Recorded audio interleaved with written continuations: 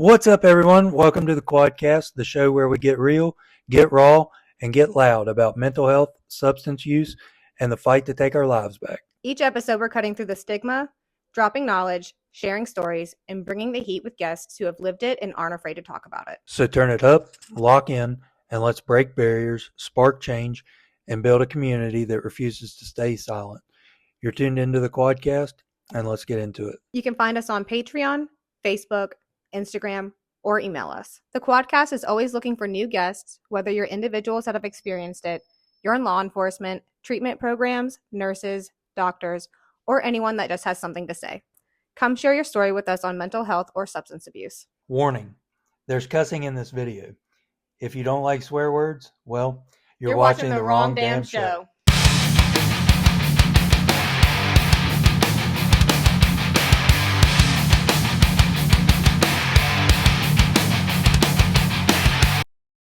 You want to go over here a little bit? Yeah. First, I want to start by saying, a lot of people that's probably going to listen to this, they know me personally. And not only what I've went through changed just the addiction part. It's so much broader than that. And I thank God for it. Because before my addiction, anybody that knew me knew that I raised a lot of hell. A lot. Partying, drinking, fighting, rape, you name it, I done it. I was arrogant. I was better than everyone. I was untouchable. And God showed me that I wasn't. Because in 2009, I was at the Clover Club. Yep. R.I.P. Yeah. Actually, it was the very last night they were open. Had to get it in. Shut it down. Shut her down. That's why they shut down. It was the very last night they were open. And I got into I got in a pretty bad altercation amongst quite a few people. Not you. And I got my hand broke real bad. And so I go to the doctor the next day, and my arm's the size of a basketball.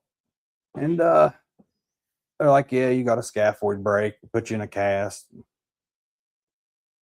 It was a long arm cast, and my arm was bent. It was about 9 months. But knowing me, I was untouchable. So I'd cut my cast off, go back to work.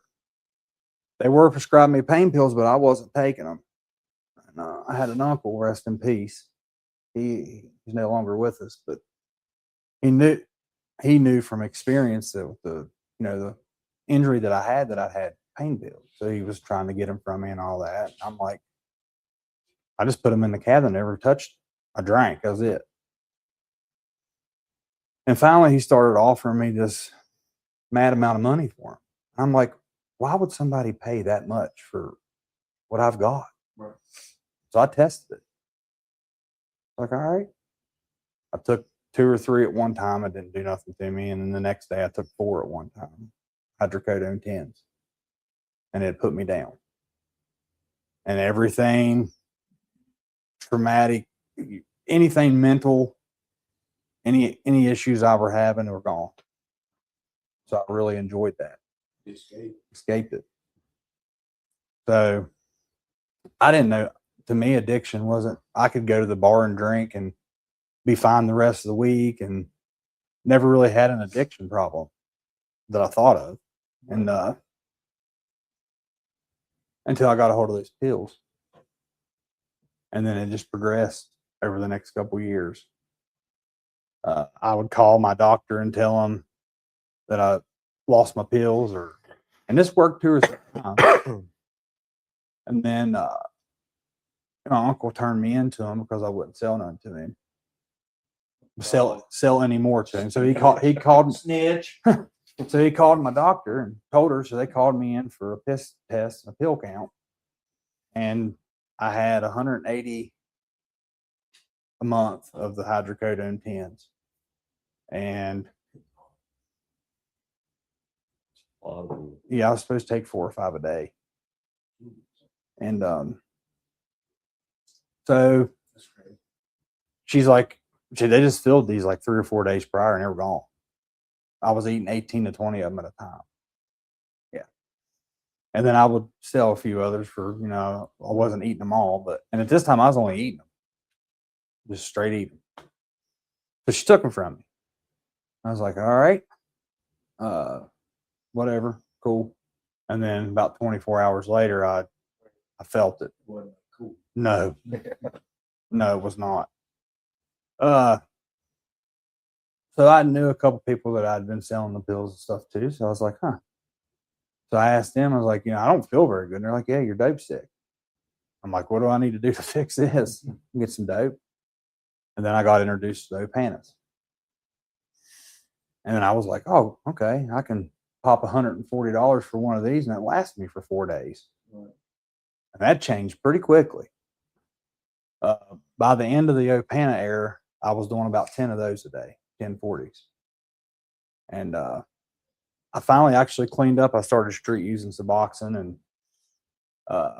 back to drinking again. And was at the bar in Lewisburg and got into an altercation there. Ended up getting stabbed. So when I went in, they gave me, they'd asked me if I had anything in my system, which I lied. I had Suboxone. I didn't tell them that because it wasn't prescribed. So they'd done a blood test and they gave me pain narcotic, but I didn't feel it because Suboxone blocked it out. And they sent me home with a script of pain pills and speckled 7.5s. So I ate pretty much that whole bottle in one sitting. There wasn't but like 10 or 12 in there. And then I got introduced to the needle when I was on the Opanas. And then the Suboxone and the drinking, and then it went to meth. And I was always afraid of heroin. Never would touch it at first. And at this point, I didn't really want to die at that point in time. I was able to be a functioning addict, I guess, until the business got sold and I was left with nothing. Like, I was still functioning, kind of people knew that I was doing drugs, but right. It was, I kept it hidden pretty well for a while. But then after that, I was just like, I'm done. And then I got, you know, strung out on meth and pain pills when I could find them. And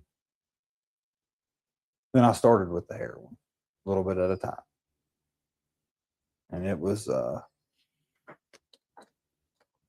that's when I started getting in all my trouble.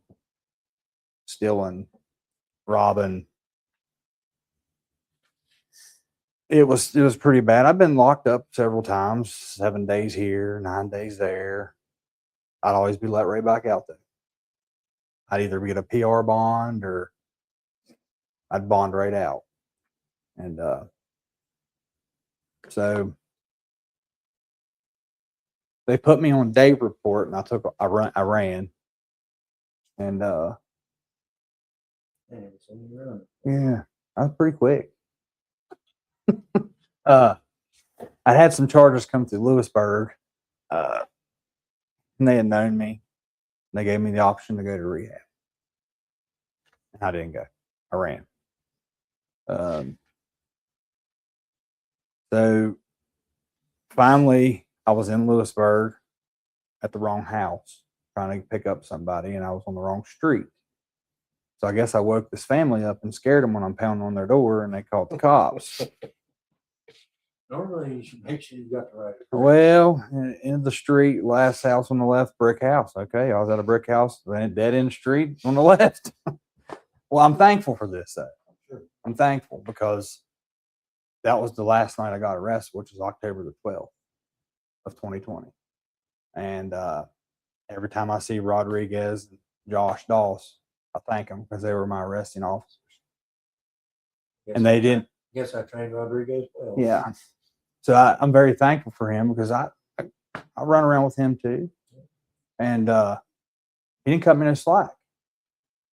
He said, you got warrants, you're going to jail. Oh, come on, man. Don't take me to jail. I'll be back out tomorrow. Go ahead. I don't care. Whatever. And I didn't get out the next day. The judge come on there and he said, well, let's go to October the next night. A guy had come in, arrested. He had a pocket full of heroin. They didn't find on him. He gave me a big line and I overdosed. Dead. The guard come in, sternum popped me. Broke my sternum, my ribs. Brought me back. And it wasn't a rub, it was a straight chest compression. And at that point in time, that's when my walk with God started, that I never even thought about it. Because once I woke up, my desire to use drugs was gone. Like, no, I'm not gonna say there hadn't been thoughts there, having a bad day, knowing that if I went and used, I know what it'll do. Right. But the desire to actually go and use has been gone since October the 13th of 2020. And that was all because of God. The purpose for my life started then. So I had to spend, it was right close to 7 months in the regional, and hated every second of it. So the first chance I got to go to a rehab, the bracelet, I was going, but I was going to run. I had a Great idea. the drug use was over, but I had a lot of years hanging over my head for prison time. A lot. I'm talking like my back number was like 80 and my front number was like 20s. So I had a prison sentence and I was guilty of everything I did, 100%. And me being me, I'm an honest person. So I'd go in the courtroom and say, I did it. Do what you got to do. Right. You know, now on the drugs and stuff, I wasn't very honest. But, you know, the sober-minded me, I'm a very honest person. And that's what I did. So I was going to run. And Sean was home confinement. He picked me up from jail, and nice as he could be to me.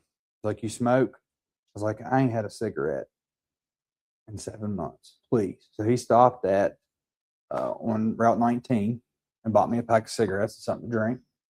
Took me to Recovery Ridge. But when I got in that place, I felt at peace, felt comfortable. I didn't run. So I knew God. I'd been to church growing up, never really served him. Now, I've always believed in him. I just never served him. But I knew what the walk was all about because my neighbors were Christians, and I'm trying to find a BJ, what BJ wants to do, the easiest way for me. So I asked Jeff Blackburn, it's like, print me off some religions. I'm going to find one that suits me. So he printed, there's like paperwork like this thick. It's like 5,000 of those things. You've never read that much. No, I got to like page 2 and I'm like, bread? Nah, we're not doing this. So I just let it go. And he's like, and I done made up my mind once my 60 days were up, I was going to long-term recovery, something I'd never wanted to do. I'd always wanted to be recovered, but I didn't want to put in the work and go to a recovery home to do it because I didn't think I needed to. Right. But I knew at this point in time, B.J. Wilson mentality. Yeah, I want to go to a long-term rehab facility. So they were looking like Huntington, Parkersburg area. And he's like, well, I'm going to mention this to you. I don't know how you feel about it. It's a faith-based program. Andrew Bells is opening up God's Way Home in Raynell, West Virginia. And I was like, Raynell? I said, I'm from Greenbrier County, but you know, I'm more of an East End boy. You know, so I don't know about that. She's like, how about you just meet him? I'm like, preacher man. He's going to roll up in suit and tie, come in. Daddy. He rolls in pants and boots and a little old beat up Ford Ranger. I was like, the moment that I spoke with this man sitting right here, I had never felt peace in my heart. Never. And he prayed over me before he left. Was it the beard? Did he have a beard then? I don't think he had a beard then. Oh, I don't remember really. Yeah, it is. Yeah. I've been looking at it since he got Yeah. here. I used to have one bigger than I think it's a ginger thing. maybe it is. Man, I was mine this morning, but mine's nothing like that. It's just nice and just it's clean amazing. cut. He's got the bald head to match it. He can rock it I'm too. rocking it too. Yeah. It's something like that. My hair's big. I got some big. But yeah, he prayed over me, and I made the decision, the choice to try it, which I still had court proceedings and all this, that, and another. Ended up doing a drug court program, and a lot of people, they laugh at that program and joke about it, and sometimes it's not very successful. But it's like anything that we do, there's a choice if we decide to do the program the right way. 100%. Pretty much all the ones that don't make it through, it's because they don't want to make it. They don't see it as an advantage. They don't see it as an advantage. As an opportunity to do right. They're Yeah. just in it to be. It's set up to do right if you want to do If right. you want to do Set it. up right. Potential's there. Because I butted it at first. I was like, I'm gonna get through this and still just do whatever I want to do. I think that's the way a lot of people feel. I mean, a lot of people that I've known that have been in it. Once I got out of jail and got to rehab, I didn't butt anything. I surrendered. I knew I was defeated, and I mean, with the drug court, I didn't go into it thinking that it was necessary. I went to do the drug court to get out of the prison sentence that I had. That's what I started with. Right. But I did it exceedingly and abundantly, I guess you could say. I wanted a better life. You did it with a purpose. Yeah. And Instead of just doing it to get through. yeah. Yeah. I wanted a better life, but I was tired of myself dealing with the badges. Yeah. I was like, here we go, another year. But this man opened that, and I even said, "Are you crazy? Do you really know what you're about to get yourself into with dealing with people like me?" BJ was the first resident at God's Lay Home. Very first one. And you're still doing it after that. I had done dealt with this crazy dude for 4 years, so I mean, I knew what I was. Man. But I love him now. Yeah. My brother.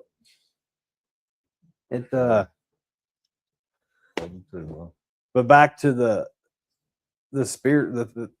I feel personally that I went through the trials that I went through. It wasn't just for drug addiction. It was my mentality, the way I looked at life. You were right. Very. I mean, I was. honestly. I should not be here We today. all were at one point, but I was very reckless. But that's how you grew up. Yeah. Plain and simple. I was a very reckless person. I didn't care about nobody. You were BJ Wilson. Walking tall and bulletproof. Yeah. But I got shown that I was not. And I'm very thankful for that today, because I'm much more of a humble person. Nobody stabbed defeated. No.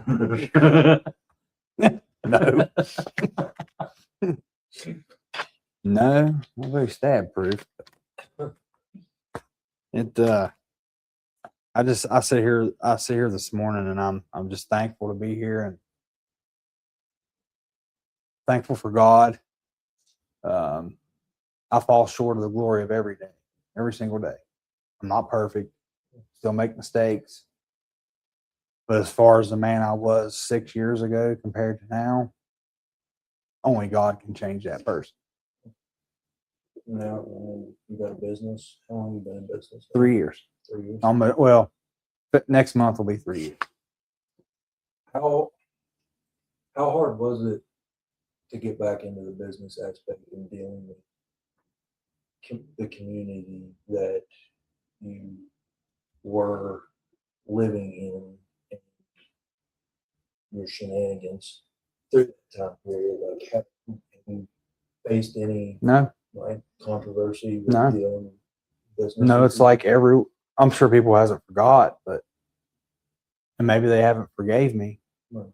but I've pretty much made an amends to everyone that I burnt, and they seemed okay with it. And if there's anybody sitting here this morning that I have wronged, I apologize from the depths of my heart. Sure.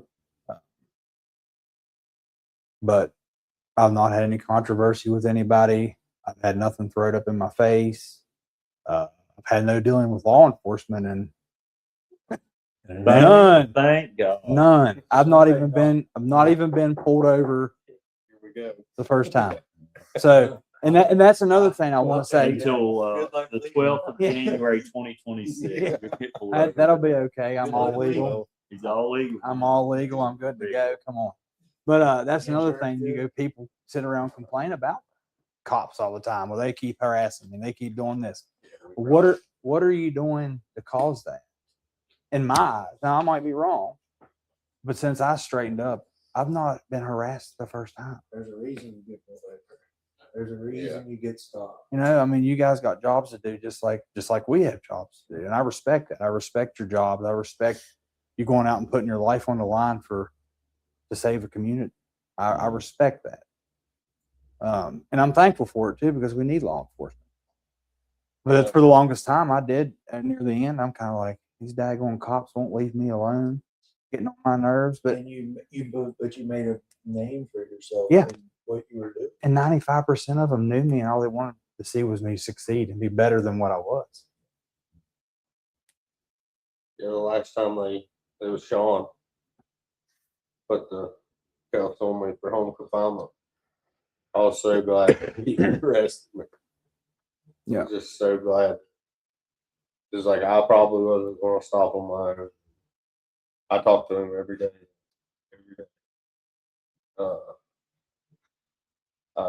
He sent me one Snapchat to the back gate of Southern Region, sitting there waiting to go in.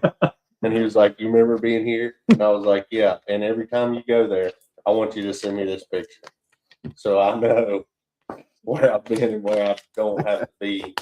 And he I does. still got the phone number of the back gate. My phone. I seen it the other day. I typed in somebody's name and started with an S, and because I have it under SRJ back gate and popped up. Damn. The first time I went to pick somebody up from Southern Regional, I pulled up to the back gate and I was just sitting there. And I don't even remember who was with me. They were like, "What are we doing?" I was like, "Just going in to get this guy." They was like, "We're supposed to go to the front." And I was like, "Oh yeah, we don't have to go this way today." That's funny. Yeah. That's funny. But it is like, it's a big part of it is, like you said, you get aggravated, think of being targeted. But we've done nothing but wrong full time ourselves. Yeah. And, I think from a law enforcement side, like, yeah, we have a job to do, but on the other aspect of it, we do care. Like, and obviously with that job comes negativity from y'all's side. But at the end of the day, aside from that job to do, like, I treated it, I community oriented. I wanted to make interactions with you on a different aspect of taking you to jail. Yeah. Whatever that may be. Yeah. I didn't like driving back. I didn't like doing the paperwork. Yeah. So I mean, I'll say it, Larry Cobbs. I tried every time I arrested Larry to get him to go to rehab, to get him to do something. If he would have went to rehab, wouldn't you don't go to jail. Yeah. But you can only offer. You can't make him do that. No. So it's hard from a law enforcement perspective to be in that as well. And I feel like, from that side, from law enforcement, and like the side that, like, we're in now, it's like you get tired after a while. You're dealing with the same person over and over, or the same kind of people. over and over, and all you do is care and want them to do better. And then you just get that compassion fatigue every once in a while. And, I don't know. I go through it quite often. It's where At least we once a year. experience our burnout. Yeah. You know, you arrest people or, confiscate drugs, and the law, the court system doesn't uphold it, or, they think it a little bit easier, or plea it out. And, that only hurts y'all side too, Yeah. because, yeah, it gives you a break, but it doesn't allow you, it's not a harsh penalty to where you go to jail and find yourself, or decide that you don't want to do that anymore. Yeah. It's we'll play it out, and I'll get out in a few days and do it again.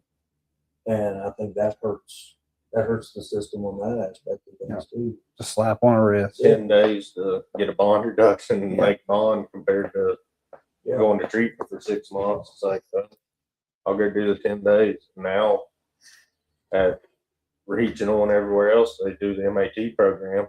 Right. So it's like, when you do go in, and I get guys now, they're like, I'll do a phone interview with them from prison, and they're like, well, I'm on the MAT. And I'm like, well, what are you on? They're like, Suboxone. I said, but your application says you were an alcoholic. They're like, yeah, I never had other drug use. It's just alcohol. And now they took them in jail, and they're on Suboxone. And it's like, what? That's not even what that's used. Right. Now they're hooked on opiates. Yeah.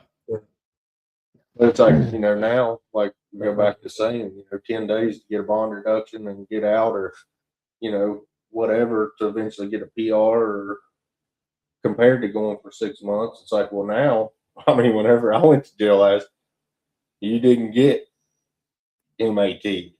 Like, man, you get a tablet and the MAT, and this is welcome back to the hotel, three meals boys. a day. Like, When You know. when we were detoxing in jail, they give us Klonopin for 7 days, and then we'd be laying sick in it. yeah, come around with the Gatorade. Yeah. Like, going through the beanhole. What's Gatorade? Yeah, but now they're giving people Suboxone, and, Yeah. and they're hooking people on opiates, And like, just for $1. and I get it from their perspective. It's like, well, let's try to knock down the fentanyl overdoses in jail and stuff. And this is a help, this MAT. But it's like, there's no stipulation on who they give it to. I mean, people was going in there with meth and just alcohol, and they're getting put on MAT and then getting released. Well, then they're hooked on Suboxone. And I don't know. My personal opinion is it's about $1, but that's neither here nor there. That's what the MAT programs have become. It started with very good intent. It did. Well, we've gotten away from that. Yeah. Fully. Now we're doing long-term treatment with it. It was supposed to be, 7 to 10 tapering off. days. Now we're doing, long-term The treatment. rest with of it. your life. Yeah. It's just become a big pharma hunting a dollar. It's just like Yep. it's the same thing over, but it's considered a help drug. Yeah. Kind of goes back to what we were talking about a little bit ago. It works if you work it. If you want Suboxone to work, it can help you, and it will work. Because it definitely did in my life. But I had to go. Succeeded on it.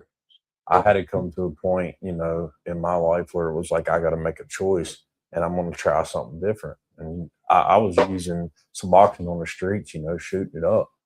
But when I got to the point of my rock bottom where I wanted to change, I had to make choices, and Suboxone's what I chose, and it helped me.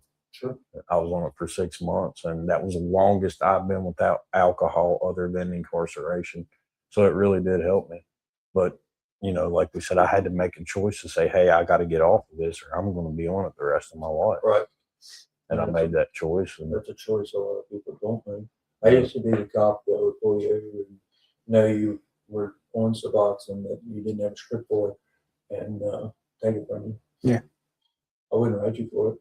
I'd just take it from you because I knew it would hurt you more to not have that than it would give you another citation just to hang over your head. Yeah. There used to be several people. I I mean, knew where they would keep it. I've And I used asked that them, worse. I'd take it and I'd just I'm good. I've used that worse than I did the drugs. Usually I always had a strip in my wallet. That's where everybody used to keep it. Yeah. Yeah. Everybody. I can't remember his name. I used to stop in for everything. Not just taking it out of his wallet. Carl Daniels. Oh yeah. He used to aggravate me. Yeah. But that's why I used to do it. Oh, Carl. He used to get so mad. Poor guy. And that's a wrap for today's episode of the Quadcast. Remember, breaking stigma doesn't stop when the episode ends.